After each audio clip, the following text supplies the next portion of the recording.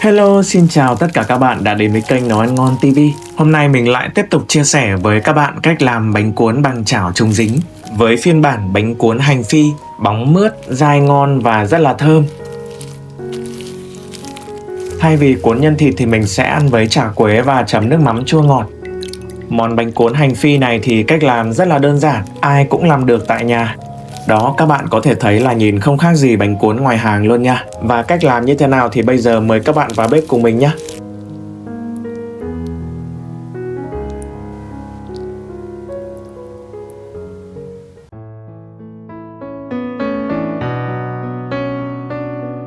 Đầu tiên thì mình đi làm phần bột trước. Hôm nay thì mình không cân khối lượng mà mình sẽ đong áng chừng bằng bát để cho các bạn dễ làm theo. Thì đầu tiên mình sử dụng ở đây là một bát ăn cơm bột gạo tẻ. Loại bột gạo thông thường mình mua ngoài cửa hàng thôi. Tiếp theo là một bát ăn cơm bột năng. Mình sử dụng bột năng để cho bánh cuốn có cái độ dai ngon và trong hơn. Thêm vào một thìa cà phê muối để cho có vị một chút và đảo sơ lên. Còn với nước thì mình đong vào đây là 2 bát nước rưỡi, nước nguội ở nhiệt độ phòng thôi. Như vậy thì tỷ lệ là 1 bát bột gạo, 1 bát bột năng và 2,5 bát nước. Rồi sau đó thì đảo trộn đều lên để cho bột tan ra và không bị vón cục.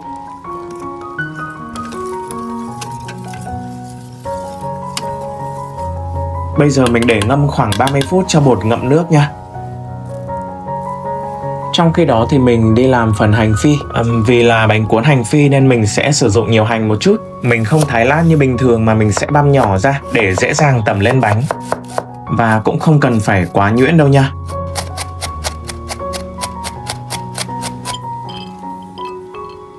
Và một bí quyết để phi hành không bị cháy thì mình sẽ cho vào từ lúc mà dầu còn nguội. Thì như vậy hành sẽ lên nhiệt từ từ và vàng đều hơn. Các bạn để mức lửa nhỏ dưới trung bình nha.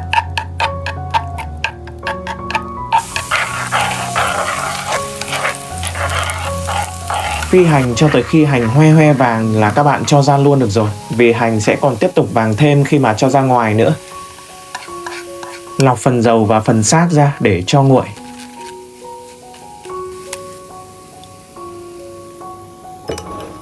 Bây giờ mình chia sẻ với các bạn công thức pha nước mắm chua ngọt nha. Tỷ lệ ở đây là 1 muôi mắm, 1 muôi đường, nửa muôi giấm,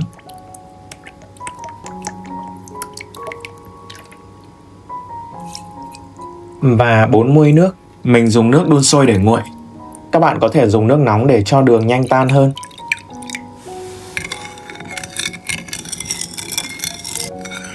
Và ở đây là mình không dùng tỏi nhé, mà mình sẽ dùng rau mùi ta. Rất là thơm và rất là hợp với món này. Rau mùi ta thì mình thái nhỏ ra. Lấy một chút vào thả trực tiếp vào nước chấm. Thêm vào ớt cay nếu các bạn ăn cay. Một chút hạt tiêu nữa cho thơm. Đó, thì đây là công thức nước mắm chấm bánh cuốn mà mình rất là ưng ý và rất là thơm ngon. Phần mùi ta còn lại thì mình sẽ để đây để rắc lên bánh cuốn nha.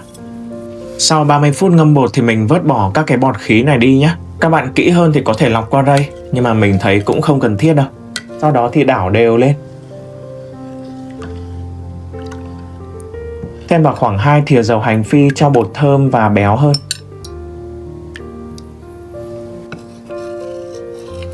Rồi bây giờ thì mình tiến hành đi đổ bánh thôi. Công đoạn này thì mình rất là thích. Các bạn cần phải có một chiếc chảo chống dính đáy phẳng với độ chống dính tốt nha. Và bắt buộc phải có vung để đậy kín. Mình chuẩn bị bên cạnh là một cái thớt làm mặt phẳng để đổ bánh. Thì cái thớt này mình đã bọc một lớp màng bọc thực phẩm rồi, để cho bánh không bị dính. Để bát dầu hành phi bên cạnh và mình quét một lớp dầu hành phi mỏng lên trên.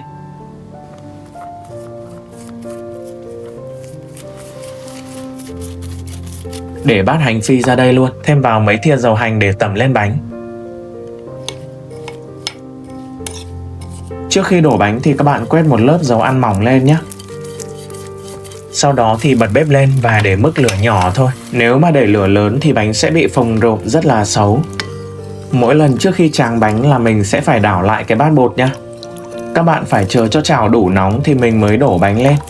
Múc một muôi bột vào và tráng đều như vậy để cho cái phần rìa bánh không bị mỏng quá.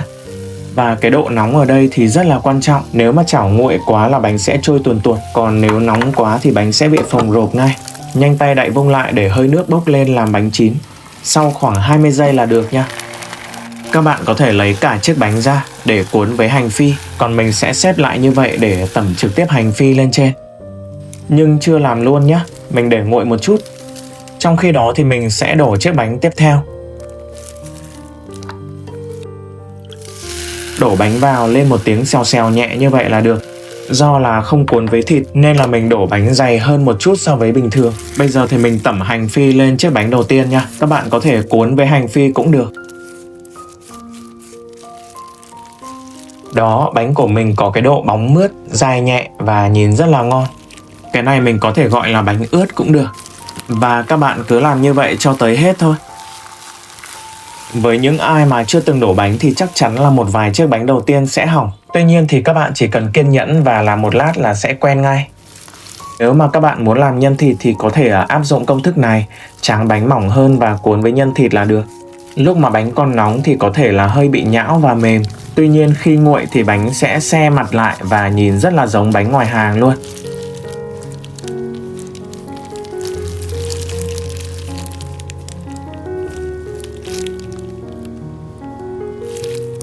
Nếu mà bánh bị khô mặt thì các bạn có thể xịt nước lên hoặc là dùng một chiếc chổi để quết nước lên là được. Khi mà các bạn quen tay rồi ấy, thì làm sẽ rất là nhanh.